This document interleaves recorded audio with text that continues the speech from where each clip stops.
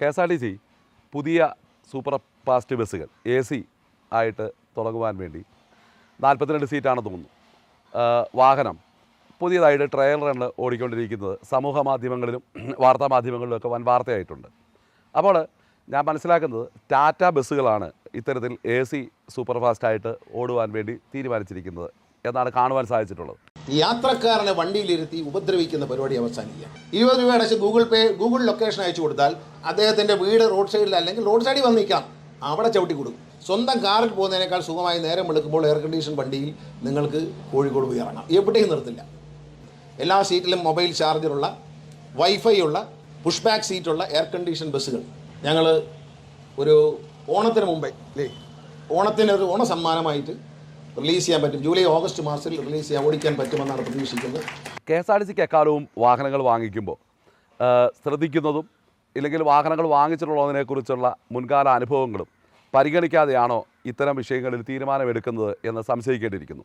ഇപ്പോൾ നിലവിലുള്ള ബസ്സുകൾ നമുക്ക് ട്രയൽ ഓടാൻ വേണ്ടി തന്നിരിക്കുന്നു എന്നാണ് ഞാൻ മനസ്സിലാക്കുന്നത്.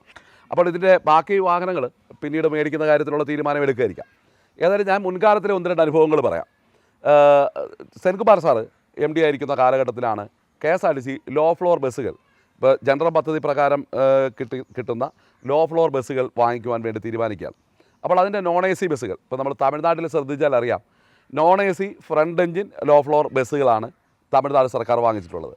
അപ്പോൾ ഞാൻ തിരുവനന്തപുരത്ത് അന്ന് ജോലി ചെയ്യുന്ന സമയത്ത് ഈ വാഹനങ്ങൾ അവിടെ കൊണ്ടുവരികയും ട്രയൽ റണ്ണിനായിട്ട് അവിടെ വരികയും MD ഉൾപ്പെടെയുള്ള ആളുകൾ വന്ന് നോക്കുകയൊക്കെ ചെയ്തു. അപ്പോൾ അന്ന് നമുക്ക് തിരുവനന്തപുരം കോവളം ഓടാൻ വേണ്ടി 5 അനന്തപുരി ലോ ഫ്ലോർ ലൈലൻഡ് ബസ്സുകൾ ഉണ്ടായിരുന്നു. അത് ബാക്ക് എഞ്ചിനായിരുന്നു. ഈ ബാക്ക് എഞ്ചിൻ ബസ്സുകളുടെ പ്രശ്നം ഗിയർ, ആക്സിലേറ്റർ, ക്ലച്ച് കേബിളുകൾ, ഓരോ ഗിയറിൻ്റെയും കേബിളുകളും ഫ്രണ്ടിൽ നിന്നും ബാക്കിലേക്ക് ഇതിൻ്റെ മോഷൻ വരുന്നത് ഈ കേബിൾ വഴിയാണ്. അപ്പോൾ ഈ കേബിള് പെട്ടെന്ന് തന്നെ ഈ മഴക്കാലത്ത് വെള്ളം കയറിയും തുരുമ്പെടുത്തും ഭയങ്കരമായി ടൈറ്റാവും. തന്നെയല്ല, ഇത് പൊട്ടുകയോ വല്ലതും ചെയ്താൽ ഇത് മാറി വെക്കണമെങ്കിൽ അത് മൊത്തത്തിലാണ് മാറുന്നത്. അപ്പോൾ ഇതിന് അതിഭീകരമായ ചിലവ് വരും. ഏകദേശം 1 ലക്ഷം രൂപയ്ക്ക് അടുത്ത് വരും 4 കേബിൾ തന്നെ മാറുമ്പോൾ. അപ്പോൾ ഇത്തരത്തിൽ ഇത് പ്രശ്നമായതുകൊണ്ടാണ് തമിഴ്നാട് ഈ ജനറൽ പദ്ധതി പ്രകാരം ലോ ഫ്ലോർ ബസ്സുകൾ ലഭിക്കുന്ന സാഹചര്യത്തിൽ അവർ ഫ്രണ്ട് എഞ്ചിൻ ലോ ഫ്ലോർ ബസ്സുകളാണ് ലൈലാൻഡിൻ്റെ വാങ്ങിച്ചിട്ടുള്ളത്.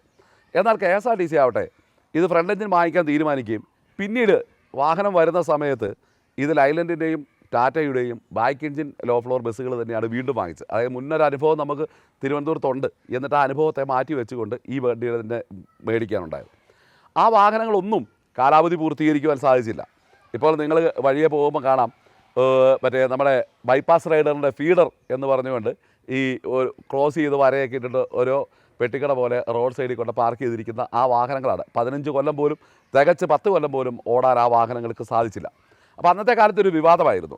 കാരണം എഞ്ചിനീയർമാർക്കും KSRTCയിലെ ഉന്നത ഉദ്യോഗസ്ഥർക്കും കോവളം ലീല ഹോട്ടലിൽ വെച്ച് ഈ കമ്പനി ഇത്തരം വാഹനങ്ങളിലേക്ക് മാറുന്നതിന് വേണ്ടി ഒരു പാർട്ടി നടത്തിയെന്ന് പറഞ്ഞ് അന്നത്തെ ഒരു പത്രത്തിൽ വാർത്ത വന്നതായി ഞാൻ ഓർക്കുക. അപ്പോൾ ഇങ്ങനെ അതിഭീകരമായ അഴിമതിക്ക് കളവൊരുങ്ങുകയാണ്. ഇപ്പോൾ ടാറ്റയുടെ തന്നെ ബസ്സുകൾ AC ബസ്സുകൾ പോയ കാലത്ത് വാങ്ങിച്ചിരുന്നു. ബാംഗ്ലൂർ ഓടാൻ വേണ്ടി വാങ്ങിച്ചാണ്. ആ ബസ്സുകളൊന്നും തന്നെ കാലാവധി പൂർത്തീകരിച്ചില്ല. ഐഷർ ബസ്സുകളുടെ അവസ്ഥ നിങ്ങൾക്കറിയാം. ഒരു ഐഷർ ബസ് ഒരു ഡിപ്പോയിൽ നിന്ന് ഒരു ഡ്യൂട്ടി പോയാൽ ഒരാഴ്ച കഴിഞ്ഞിട്ട് പോലും തിരിച്ചു വരുന്നില്ല. പ്രത്യേകിച്ച് ഹിൽ ഏരിയയിൽ ഈ ബസ്സുകൾ ഓടാൻ സാധിക്കുന്നില്ല. അപ്പോൾ പിന്നെ എന്തിനാണ് ഇത്തരത്തിൽ ടാറ്റ, ഐഷർ പോലെയുള്ള മറ്റു വാഹനങ്ങളിലേക്ക് ശ്രദ്ധ കേന്ദ്രീകരിക്കുന്നതെന്നാണ് എത്ര ആലോചിച്ചിട്ടും മനസ്സിലാകാത്ത അതിൻ്റെ പിന്നിലെ കളികൾ എന്താണെന്ന് നിങ്ങൾ ചിന്തിക്കുക.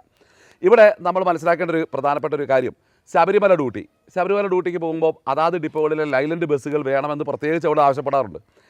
മലമ്പ്രദേശം ഹിൽ ഏരിയകളിൽ ഈ കാനനപാതയിലൂടെ സുരക്ഷിതമായ യാത്രയ്ക്കും വാഹനത്തിന് പണിതാൽ കംപ്ലൈൻറ്റുകൾ പെട്ടെന്ന് മാറുന്നതുമായിട്ടുള്ള വാഹനങ്ങൾ.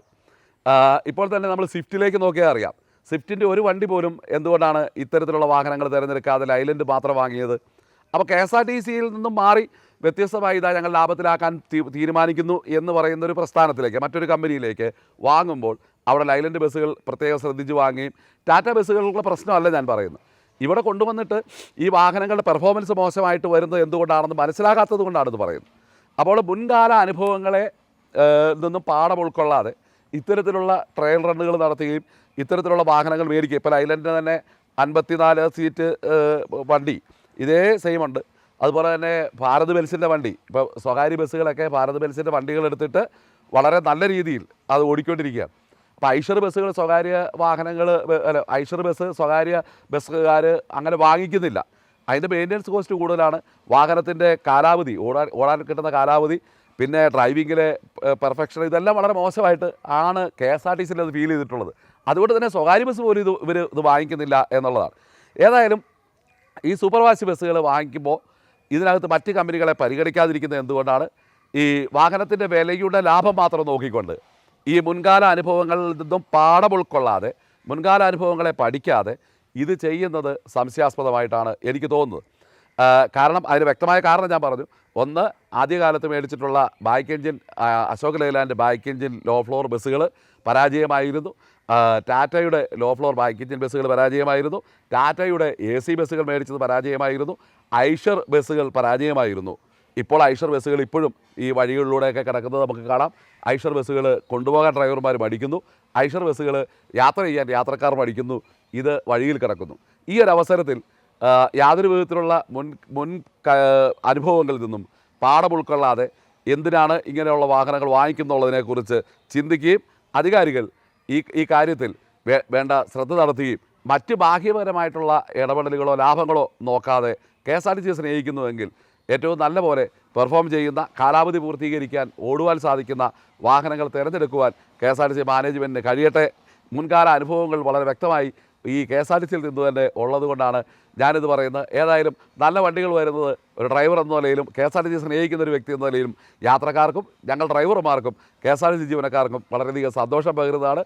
ഈ സന്തോഷം പകരുന്നതോടൊപ്പം തന്നെ ഇത്തരം കാര്യങ്ങളിൽ മാനേജ്മെൻറ്റ് ശ്രദ്ധിക്കേണ്ടതുണ്ട്, നാട്ടുകാർ ഇതിനെ തിരിച്ചറിയേണ്ടതുണ്ട് എന്നറിയിക്കുവാനാണ് ഈ വീഡിയോ ചെയ്തത്. വളരെ നന്ദി.